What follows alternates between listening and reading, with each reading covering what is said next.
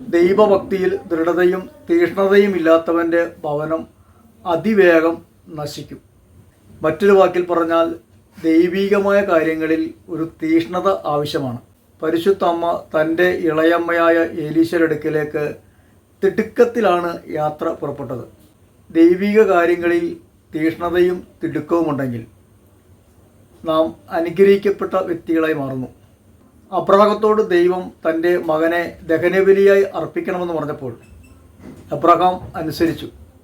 തീഷ്ണതയോടുകൂടിയാണ് ആ പ്രവൃത്തി നിറവേറ്റുവാൻ വേണ്ടി അബ്രഹാം അതിരാവിലെ ഉണർന്ന് തൻ്റെ മകനെ കൂട്ടിക്കൊണ്ട് മോറിയ ദേശത്തേക്ക് പോയത്.